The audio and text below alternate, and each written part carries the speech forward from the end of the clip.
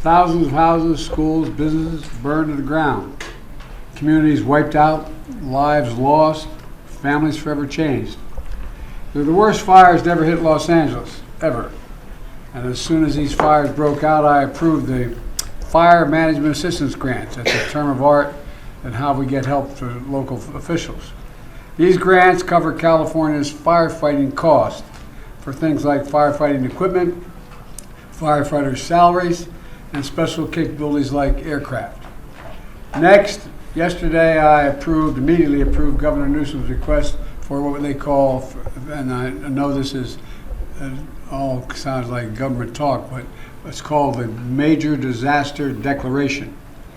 This declaration allows folks, at the request of the governor, the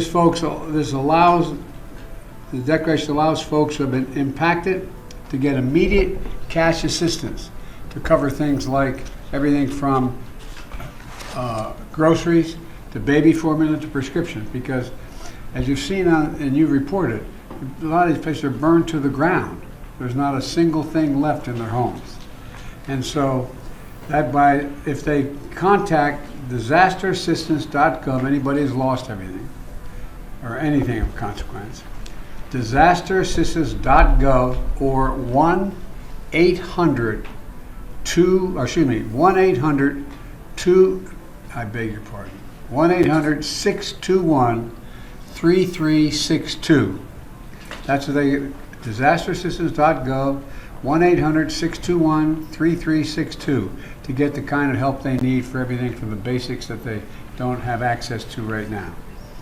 And this morning, due to the magnitude of the disaster, I was talking with the governor, and he requested if I could increase the federal funding that was authorized under this legislation from 75% to 90%. We're increasing it to 100% of all the costs to be covered by the federal government for both the fire management assistance grants and the elements of what they call the disaster declaration. So today I'm announcing that the federal government will cover 100% of the cost for 180 days. This is going to pay for things like debris and hazard material removal, temporary shelters, first responders' salaries, and all necessary measures to protect life and property. And folks, I want to underscore, I told the governor and local officials, spare no expense to do what they need to do and contain these fires and in their communities that are really been devastated. And we're doing literally everything we can at a federal level. That's also why I call this group of folks around this table of all relevant federal departments and agencies together to discuss what more we can do. And some of the folks around the screen as well. Before we begin things, here's an update on where things stand right now. First, we're focused on helping contain these fires. Over the last 24 hours, the United States Forest Service, working with state and local responders, has suppressed over 50 fire starts. And the fire in the Hollywood Hills has been contained by brave firefighters risking their lives. Right now, 3 major fires are still burning in the Pacific Palisades, in Pasadena, and in Sylmar. I want to be clear. What I know from talking to the governor, that there are concerns out there that there's also been a water shortage. The fact is, the utilities understandably shut off power because they're worried the lines that they carried energy were going to be blown down and spark additional fires. But the Cal Fire, when it did that, it cut off the ability to generate pumping the water. That's what caused the lack of water in these hydrants. And so Cal Fire is bringing in generators to get these pumps up and working again so that there's no longer a shortage of water coming out of these hydrants. I'm also surging all federal resources possible to Southern California, including 400 additional federal firefighters, over 30 firefighting helicopters and planes, federally supplied, firefighting planes and helicopters, and 8 Department of Defense C-130s that are equipped to suppress wildfires. Today, the Secretary of Defense also authorized 500 wildfire ground clearing personnel from the Defense Department.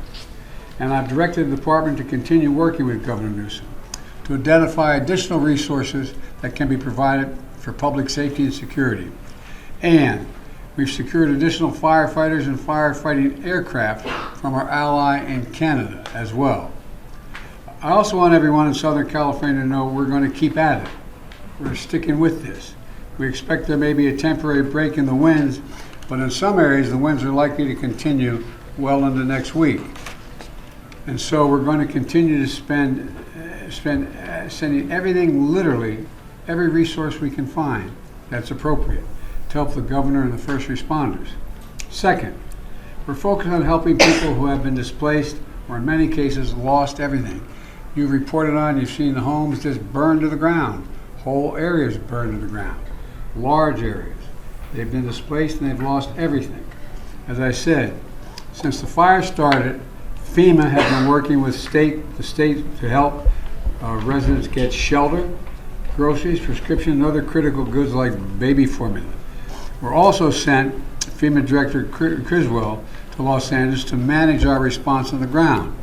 She was supposed to be on this call, but we have the deputy here because she is out in the field with the governor right now, surveying what's going on. Let me close with a message to the people of Southern California. We are with you. We're not going anywhere. To the firefighters and first responders, you are heroes. Many of these firefighters are out there risking their lives, and some, well, I won't go beyond that, but risking their lives, and while their own homes are in danger, their families are in danger. To the firefighters and first responders, you really are, it's not hyperbole, you're heroes. You're genuinely heroes. And the worst, this is the most widespread, devastating fire in California's history. It's amazing. And there's nobody who understands it better than the press have been covering this on a minute-to-minute basis. And you literally have to run into the flames, these firefighters. You know that old expression, God made man, then he made a few firefighters. Who runs into flames? In doing so, you're leaving your own families and who may be in harm's way as well. So we owe you. And we're going to make sure that you get every resource you need, every possible resource you need. To the families who have been impacted by this disaster, you're living through a nightmare, I know. And I promise you, we're going to help you get through this and eventually recover and rebuild.